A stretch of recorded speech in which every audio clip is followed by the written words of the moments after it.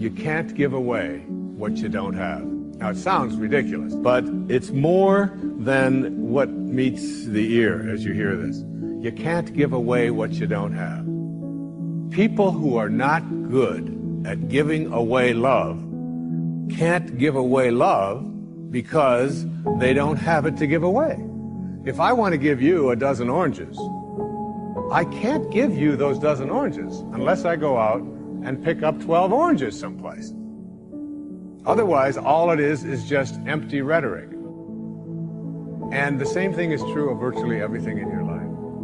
You can't give away love for others if you don't have love in here to give away. If what you have in here is contempt, if what you have in here is anger, if what you have in here is fear, then these are the things you're going to be giving away in your life. Don't allow your emotions to control you. If you don't discipline and contain your emotions, they will use you. Your mind goes on automatic. Weeds don't have to have any encouragement to grow. You don't have to water them. They don't have to get sunshine. They don't have to have fertile ground. They will grow through the cracks of a sidewalk. But if you want to grow orchids or roses or any kind of exotic flowers, there are special processes and procedures you must go through. You don't have to force yourself or motivate yourself to think negatively, to be depressed, to hate somebody, to want revenge, to want to get back at somebody, to beat yourself up over the head, to feel loaded with guilt. You don't have to make any effort to do that. You've got to be willing to harness your will. Your mind is on automatic. It will do that by itself. You've got to find ways to increase your sense of self-appreciation, because if you don't, you're bombarded with negative stuff every day that beats you down, and you will find yourself unconsciously engaged in self-destructive behavior. If you don't program yourself, life will program you. You've got to get grounded. You've got to train your mind to serve you. Just make up your mind. This is not going to control you. You have got to make a declaration. This is what you stand for. You're standing up for your dreams. You're standing up for peace of mind. You're standing up for health. You want it, and you're going to go all out to have it. It's not going to be easy. When you want to change, it's not easy. If it were in fact easy, everybody would do it. But if you're serious, you'll go all out and say, in spite of this, I'm in control here. I'm going to turn this situation around. I'm not going to sit back and moan and cry over what happened and what went wrong and who did what.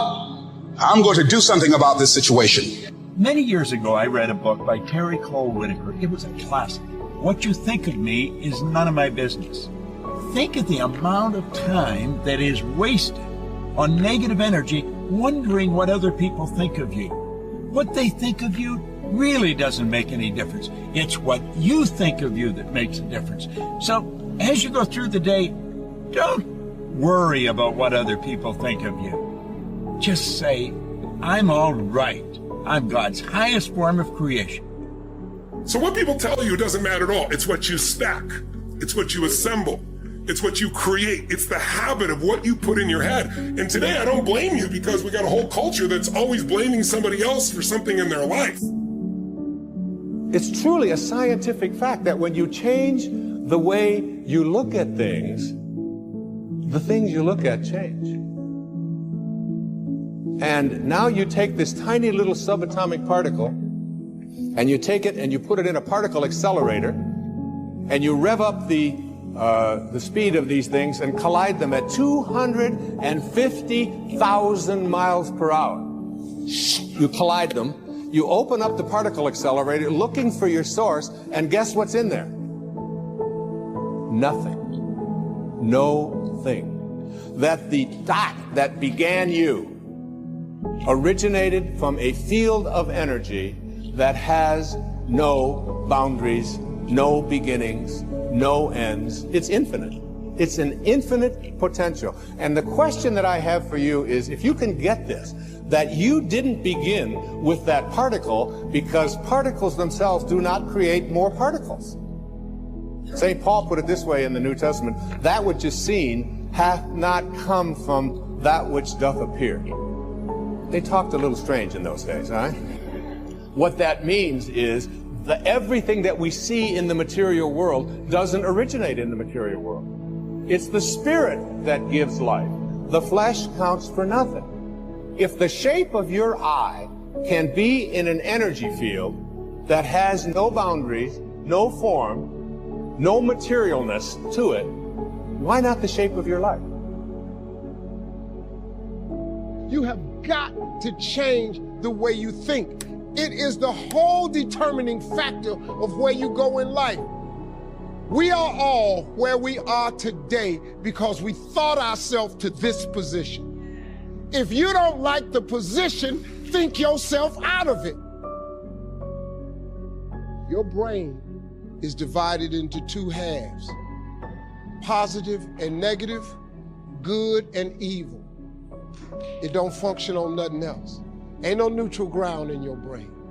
It's either positive and good or negative and evil. Each half of your brain has millions of factory workers on each side. You got 1 million factory workers on the positive side. You got 1 million factory workers on the negative side. At the forefront of each one of those factories in your brain is a foreman. You got foreman positive and you got foreman negative. You are in charge. You're the boss of the factory. Guess what? We are how we think. So now, since your brain is in two halves, let me show you how this works. You wake up in the morning and you say, man, I don't feel myself today. I got up on the wrong side of the bed. I'm not a morning person. Foreman negative hears that. He steps to the front. He said, what did you say? You say, I said I woke up on the wrong side of the bed today. I'm not myself. I'm not a morning person. He says, you got it right away. He said, hey, the boss just woke up and said he's not a morning person. He's having a bad day today, and he ain't feeling himself. Let's get to work. The 1 million factory workers start producing thoughts to justify what you just said. So now guess what? Man, I hate my alarm clock went off this morning. I got to get out here in this traffic. I'm gonna drive down here today. I don't even like these people on my job.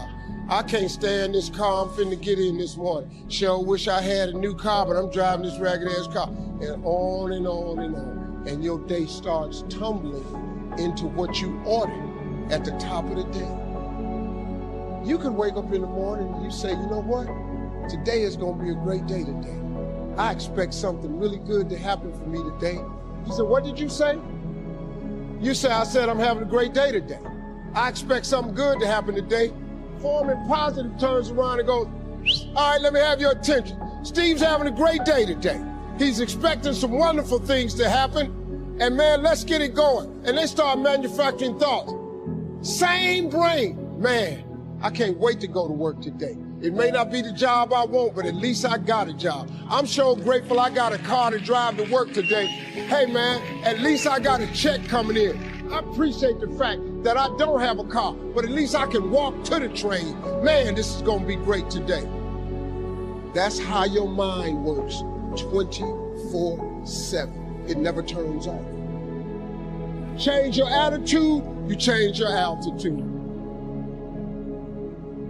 It all depends on how you look at it. Our lives are mostly affected by the way we think things are, not the way they are. The way we think they are affects us most. And Shoaff taught me that the mind is like a factory, a mental factory. And whatever you think about all day long pours ingredients into this mental factory. And that's what builds the economic, social, financial fabric of your life. As you think, so you become.